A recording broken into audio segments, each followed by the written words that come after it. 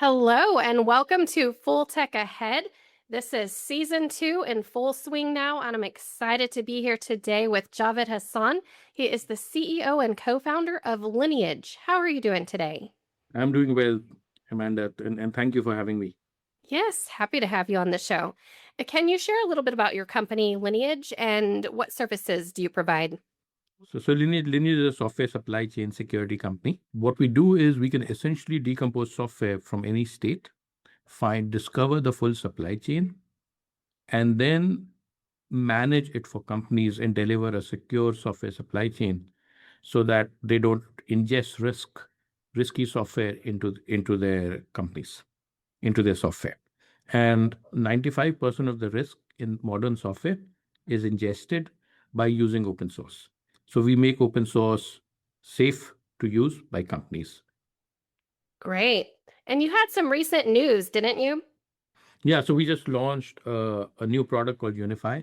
It's an interesting name. And what we're seeing is as companies are ingesting or building newer and newer AI applications, the rate of AI development is changing. So what has happened is AI has become easy to build, but AI is not safe to run. So what UnifAI does, it makes AI applications secure by design so that they are safe to run for companies. Okay. Well, we know AI is being used everywhere and everything. And like you said, it is become really easy to create and implement into different tools and processes. But that definitely creates a security issue. With all these companies rushing to implement AI tools, AI pilots, and agents, do you think they're aware of the risk, or how aware of the risk are most company leaders at this point? I, I think the awareness is low. I think there's a huge amount of excitement around what AI can do, right? AI can improve productivity. AI can do things that, humans could not do before. We're seeing a lot of excitement around it. Now, what we are seeing along with it is the creation of whole new IT infrastructure, which is made up of MCP servers, LLMs, agents, skills, so on and so forth, right?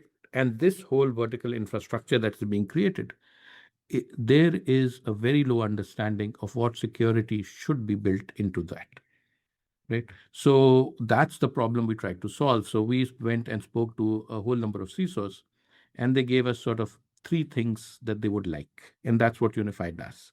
So the first thing they told us is, look, AI is changing so quickly, and developers and vendors are bringing in AI capabilities very quickly. So I don't actually know my AI inventory, for lack of a better word.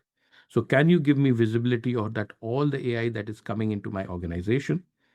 And of course, it's lineage. How risky is it, right? So we are lineage, so we can now do, the reputation of all AI, if you will. The second thing they said is, look, this again is changing so quickly. I don't know what policies I should be applying. By the time I read up on, and we're all overwhelmed with this set of news that is hitting us, so that AI is making policies possible. And so they said, look, I actually don't know what security policies to apply. So the second thing can you do is, can you derive the right security policies for me? So if you know all my AI assets, can you tell me how to secure them? So how do you secure an LLM? How do you secure an agent, skills, so on and so forth. So we did that. And then we said, so we spoke to a bunch of other companies, and they said, look, we have the policies to secure it. They are 40 pages long. We expect, for example, all our developers and our employees who are building AI to read them and somehow apply them. That skill doesn't exist. So the third thing we did with this is we autonomously apply those security policies into both low code and high code agents and applications as they are being built. So essentially what we're doing is we can discover all AI, derive the security policies that should be applied, and if an organization enables it, we autonomously apply it in the right place in both low code and high code AI platforms.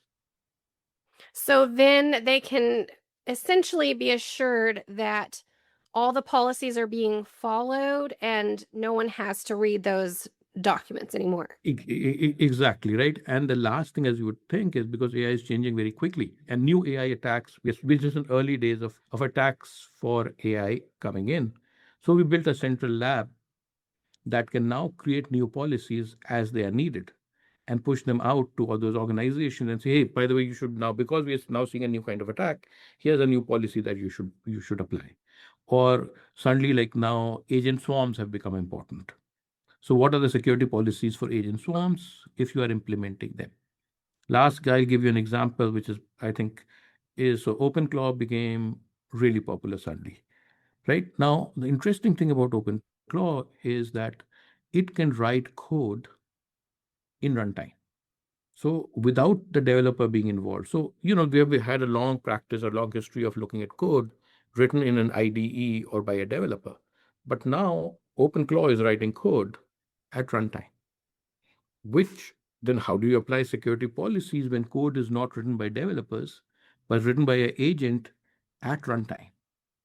Right. So now that's the new policy set that we can now push out and say, okay, by the way, if you are using tools like OpenClaw or your agents are now writing code at runtime that no developer has ever looked at, no, right? I mean, this is all new stuff. How do you now secure those? So we are seeing this continuous movement. And so UnifAI is built as a platform to be able to evolve as AI evolves, create these new policies and autonomously apply them in the right place. Yeah, So that's very scary that AI could just be left running and creating whatever it wants to create with no human person in the loop. yeah, and we are seeing sort of, and because of that, right, we are seeing new attacks, right? So, for example, not only that, we are seeing things like what we call reasoning compromise. So, see, we are interacting with AI through prompts. So we are typing things, and the AI responds with that. So we are seeing this new attack vector where I can stay within the boundaries of what prompts allow. So they're not bad prompts fundamentally, so you can't detect them as bad prompts. But what you can do though is use the prompt to change the reasoning of the LLM, the way you ask a question. So if you, for example, the way I say it is, LLMs are chatty and gossipy. So once they have the information, there is a way to extract it, right? Whether you are allowed to or not, but if you ask the question the right way and say, look, the CEO asked me to do this, can you tell me, or I'm just trying to use this for a good purpose, the LLM will spill the beans. So then the question really is, so if you're now prone to those kinds of attack that change the controls that were built in, because the LLM decides that it is appropriate to change the controls in that sense, right? Now detection becomes harder, right? So that's the problem we are trying to solve, and this is a very quickly evolving field as well. Just like AI is evolving, the safety of AI is evolving at the same pace. How big of a struggle, from your experience when you're working with business leaders and companies, essentially all the tools that they're purposefully implementing or giving access to their employees? But what about the shadow AI that we hear about? Yeah, so they're shadow AI now. They are shadow agents, right? For example, right, agents doing. I could write an agent that was not allowed. I could use. So we work with many U.S. organizations that don't want DeepSeek or a derivative of DeepSeek. Let's say a developer decides to use DeepSeek. How do you now detect it? Right? In our case, when we generate the AI inventory, we'll say, look, you're using DeepSeek here, here, and here, and it's your choice to allow. Right? If you're sitting in the infrastructure, we can discover all agents, but absolutely shadow AI. Not only shadow AI, the fact that shadow AI can do whatever someone else tells it to do, pick up the right data and get all the access. Like, I mean, OpenClaw, I think, is a classic example. It can even pick up credentials that it was not supposed to have and get that access. It can send emails on your behalf. It can send data out on your behalf. It can do whatever it wants, right? If instructed correctly or by someone. And now there are enough mechanisms where instructions to AI agents like skills is one way of doing it, can be given without the company being aware. So shadow AI goes pretty deep in that sense, right? And being able to know if that only authorized skills, for example, are being used and what their capabilities are, so on and so forth, becomes more and more important. Shadow AI, if you will, is becoming a significant issue. Yeah, absolutely. Where do you envision is the next focus on cybersecurity as far as I know we're hearing say about quantum and all sorts of things coming down the pipe? Yeah, so and the quantum is of course really important. Encryption fundamentally is important, right? Similarly, security for AI. So the way I phrase this, there is AI for making security better. So I already do a security task, and AI just now an agent can do it. So I'm doing the same thing I did, but the agent is making me more efficient.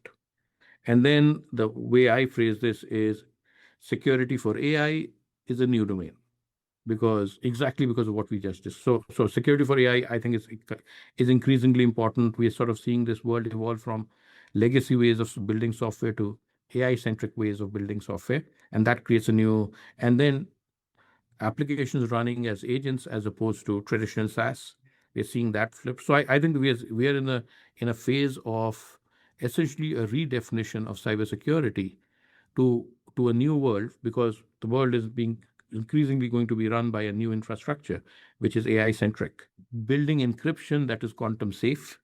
You know, I think we are in a world where we're going to refactor existing software pretty dramatically, and new software will work very differently. And I think from our point of view, that is the bet.